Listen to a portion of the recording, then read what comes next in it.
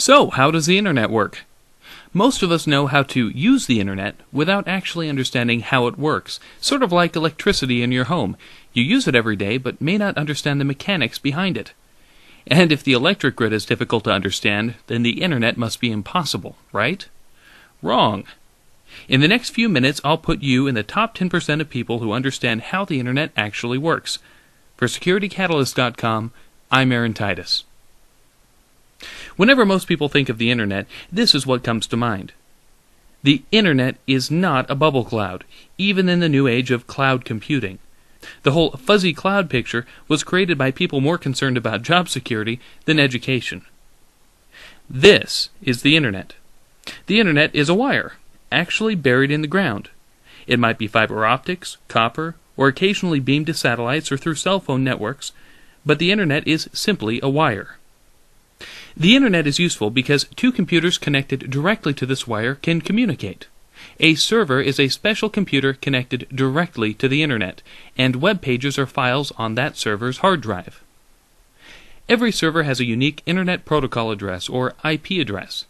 Just like a postal address, IP addresses help computers find each other.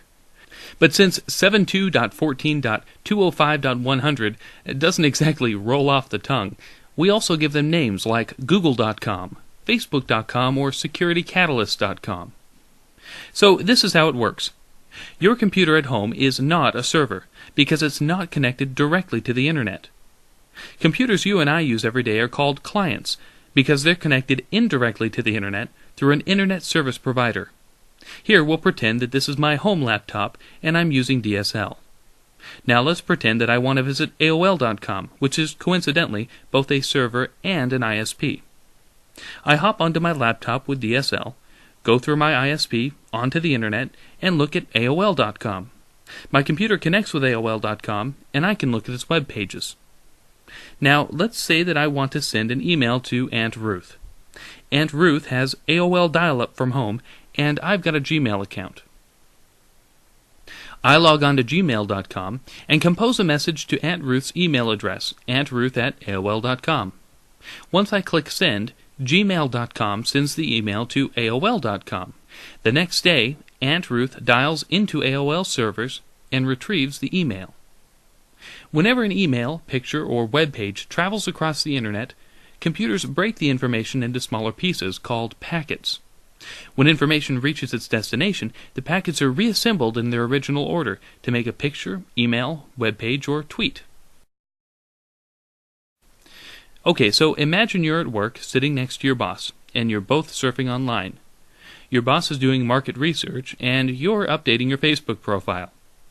You're both sending packets back and forth over the internet. But what's to keep your packets from accidentally ending up on your boss's screen? That could be embarrassing. The solution to that problem is IP addresses and routers. Everything connected directly or indirectly to the internet has an IP address. Everything. That includes your computer, servers, cell phones, and all of the equipment in between. Anywhere two or more parts of the internet intersect, there's a piece of equipment called a router. Routers direct your packets around the internet, helping each packet get one step closer to its destination. Every time you visit a website, upwards of 10 to 15 routers may help your packets find their way to and from your computer.